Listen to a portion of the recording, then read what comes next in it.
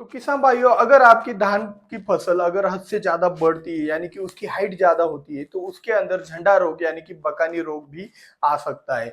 तो आज के इस वीडियो के अंदर हम आपको यह बताने वाले कि झंडा रोग के ऊपर आपको इलाज कैसे करना है, साथ ही साथ इसका इलाज ढूंढते वक्त जो भी एक संशोधन हुआ था उस संशोधन के अंदर दुनिया का सबसे ताकतवर पीजीआर ढूंढा गया था जिसका नाम भी आप आगे जानने वाले हैं। तो आज का यह वीडियो बहुत ही महत्वपूर्ण रहने वाला है दोनों बाजू से।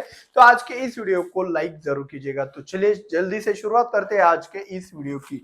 तो धान के झंडा रोग का इलाज ढूंढते वक्त दुनिया के अंदर मिला सबसे ताकतवर पीजीआर। तो वो कैसे मिला, पहले झंडा रोग को समझते। तो क्या होता है झंडा रोग के अंदर, आपके धान की फसल के अंदर जो भी हाइट है उसकी हाइट बढ़ जाती है। तो हाइट बढ़ने के कारण जैसे गेहूं में होता है ना कि गेहूं की हाइट बढ़ गई तो बालियां छोटी छोटी निकलती है, वैसे ही धान के फसल के अंदर भी वैसा होता है कि उसकी पत्तियों का या फिर उसका हाइट बढ़ गया है तो जो बालियां है वो छोटी निकलती है। उसकी पत्तियों को वेजिटेटिव ग्रोथ कहते हैं और बालियों को रिप्रोडक्टिव ग्रोथ कहते हैं। यहाँ पे भी वही रेशो मैच हो जाता है, चाहे आपका गेहूं हो चाहे आपका धान हो। तो इसके अंदर भी वही हो गया, वेजिटेटिव ग्रोथ बढ़ गया है, रिप्रोडक्टिव ग्रोथ छोटा हो गया है। तो ये दोनों बैलेंस रखना बहुत ही जरूरी है। तो ऐसा क्या होता है कि जिसके कारण यह इम्बैलेंसिंग होता था, तो इसे फुलिश रोग भी कहते थे पहले शुरुआत के अंदर। जापान के अंदर इसका संशोधन हुआ था। तो जापान के साइंटिस्ट ने देखा कि हमारे जापान के अंदर धान की फसल कम हो रही, क्योंकि यह जो फुलिश डिसीज है उसे फुलिश कहा जाता है वहां पे। तो वो जो फसल है वो बहुत ज्यादा बढ़ रही है, उसके कारण धान का उत्पादन कम हो रहा है। तो उन्होंने संशोधन किया। तो संशोधन करते वक्त उन्हें ऐसी फंगस धान की फसल के ऊपर मिली जिससे आपको कोई ज्यादा विपरीत परिणाम नहीं होता था, लेकिन उस फंगस से एक पीजीआर तैयार होता था। पीजीआर, प्लांट ग्रोथ रेगुलेटर, जो फसल की ग्रोथ को रेगुलेट करता था। तो उस पीजीआर से क्या होता था कि धान की फसल के अंदर लंबाई बढ़ जाती थी, मतलब फसल के अंदर जो भी सेल्स है उनके अंदर इलोंगेशन हो जाता था। उस इलोंगेशन के कारण फसल की जो हाइट है वो ज्यादा बढ़ जाती थी। तो वही आपको भी पता है वो इलोंगेशन को करता है, वो करता है आपका जिब्रेलिक एसिड। तो ये जो जिब्रेलिक एसिड धान का झंडा रोग का इलाज करते वक्त मतलब उसके ऊपर संशोधन करते वक्त जिब्रेलिक एसिड मिला, इसके लगभग 60 प्रकार के ऊपर भी प्रकार है। लेकिन इसके अंदर जो 60-70 प्रकार मिलेंगे आपको ज्यादा से ज्यादा, अभी भी संशोधन इसके ऊपर चालू है।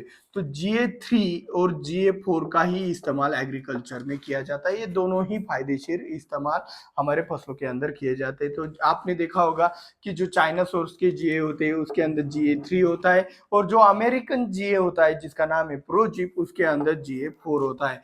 तो इस तरीके से GA3 या फिर GA4 का इस्तेमाल करके ये किया साइंटिस्ट लोगों ने, क्या किया, वही फंगस को निकाल कर उसी फंगस से यह जिब्रेलिक एसिड बनाकर बेचने लगे। बाकी के फसलों के अंदर इलोंगेशन करना बहुत ही फायदेमंद था तो वो वहां पे लेके गए। अभी ये हो गया जिब्रेलिक एसिड का। भाई फायदा दूसरों का हुआ, यहाँ पे धान वालों की वाट लग गई, उसका क्या। तो धान वाले किसानों के लिए भी उन्होंने आगे की तरफ संशोधन किया। तो वो क्या किया कि इस फंगस का जो भी नाम है वो निकाला। इस जो जापान के अंदर था वो जिब्रेला फ्यूजिकोरा था, उसके कारण वहां पे उन धान की जो हाइट है वो बढ़ती थी। इंडिया के अंदर भी इसी फ्यूजिकोरा के फैमिली मेंबर्स है, मतलब अलग अलग प्रकार के फ्यूजिकोरा फैमिली के फंगस आपके धान के फसल के अंदर आपको दिखाई देते हैं। तो इस फ्यूजिकोरा फंगस को कंट्रोल करने के लिए क्या करना है और ये फंगस कंट्रोल क्यों नहीं हो पाती है, इसके बारे में पहले हम जान लेते हैं। तो सबसे पहले हमने जान लिया कि धान के फसल के ऊपर जब जिब्रेला फ्यूजिकोरा जैसे फंगस का अटैक होता है तो वहां पे जिब्रेलिक एसिड तैयार होता है, और जिब्रेलिक एसिड तैयार हुआ तो इलोंगेशन के कारण वहां पे आपका जो भी नाजुकपन है वो भी बढ़ जाता है। आप देखना ना, कभी भी जिब्रेलिक एसिड का हम इस्तेमाल करते हैं तब फसल के अंदर बहुत ज्यादा नाजुकपन आ जाता है। तो उसी कारणवश दूसरे फंगस का भी अटैक वहां पे होने लगता है। तो जिब्रेलिक एसिड के कारण झंडा रोग यानी आ जाता है। तो झंडा रोग के अंदर आपके दो प्रकार के नुकसान होते हैं। एक तो फसल का वेजिटेटिव ग्रोथ का रेशो बिगड़ जाता है, उससे उत्पादन कम मिलता है। दूसरा फसल के अंदर नाजुकपन आ जाता है जिससे अदर फंगस मतलब दूसरी डिसीज आने की भी संभावना बढ़ जाती है। तो यहाँ पे अभी हमें करना क्या है, तो दो चीजें करने, एक तो हमें इस फ्यूजिकोरा वाले फंगस को भी कंट्रोल करना है, दूसरा हमें जो आने वाली फंगस है उसको भी कंट्रोल करना है, तीसरा हमें जो वेजिटेटिव ग्रोथ का रेशियो है उसे भी अच्छी तरीके से कंट्रोल करना है, वेजिटेटिव ग्रोथ और रिप्रोडक्टिव ग्रोथ का रेशियो। तो ये विहार रेशो भी हम इसे कह सकते हैं। तो जिब्रेलिक एसिड को जो बनने का रोकना है आपको, तो आपको सबसे पहले एक बात ध्यान में रखनी है कि धान के फसल में लगभग 2 से 3 कॉपर के फंजीसाइड के आप इस्तेमाल कर सकते हो।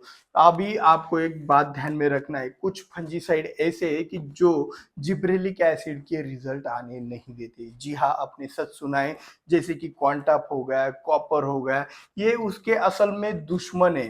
कौन किसके दुश्मन है? जिब्रेलिक एसिड के। और साथ ही साथ क्वांटाप और कॉपर आपके इस फंगस के भी दुश्मन है। तो भाई इस दुश्मन का दुश्मन मतलब हमारा दोस्त हो गया। तो यही कॉपर, यही क्वांटाप का इस्तेमाल आपको प्रिवेंटिव के तौर पर आपके धान के फसल के अंदर झंडा रोग के इलाज के तौर पर आपको इस्तेमाल करना है। इससे क्या होगा, आपका ज्यादा से ज्यादा फायदा होगा।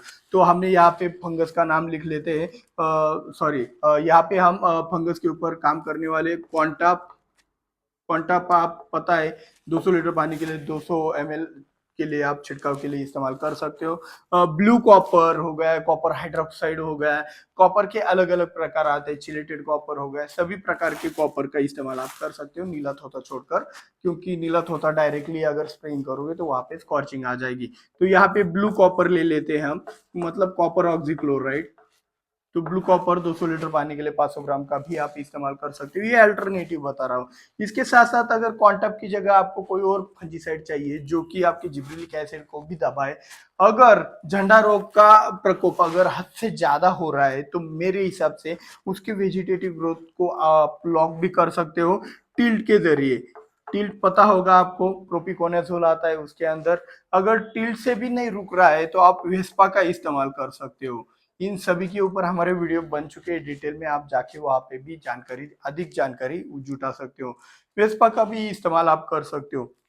और जब आपके फसल के अंदर झंडा रोग आ जाता है, तब आपके धान की फसल के अंदर आप लिहोसिन का भी इस्तेमाल करके इस वीआर रेशो को, यानी कि वेजिटेटिव ग्रोथ और रिप्रोडक्टिव ग्रोथ के रेशो को दबा सकते हो, जिब्रेलिक एसिड के रिजल्ट को दबा सकते हो। तो उसके लिए आप लिहोसिन का आधा ml से भी इस्तेमाल अपने फसल के अंदर कर सकते हो, जिससे उसका हाइट दबा रहे और जो आपकी बालियां है वो शानदार तरीके से आए और आपका उपज भी बढ़ जाए। तो इस तरीके से जापान के साइंटिस्ट लोगों ने झंडा रोग का इलाज ढूंढते ढूंढते एक कुछ अलग ही इन्वेंशन कर दिया था। मतलब करने कुछ गए और कुछ गए और करके कुछ आए। तो इस तरीके से झंडा रोग का इलाज है। तो झंडा रोग कंट्रोल क्यों नहीं होता है? आप सिर्फ फंजीसाइड के ऊपर ध्यान देते हो। जो जिब्रेलिक एसिड तैयार हो रहा है उसके कारण जो नाजुकपन तैयार होता है उसके ऊपर आप ध्यान नहीं देते हो, इसीलिए इसका प्रकोप बढ़ जाता है और इसका कंट्रोल कर पाना मुश्किल हो जाता है। तो इसको समय पर कंट्रोल करना है तो प्रिवेंटिव के तौर पर अगर आप ऐसे फंजीसाइड का भी इस्तेमाल करोगे और आने के बाद भी मैंने कुछ ट्रीटमेंट बताया उसका भी इस्तेमाल करोगे, अगर आपको समझ में आए तो रिपीट करके भी इस वीडियो को देख सकते हो।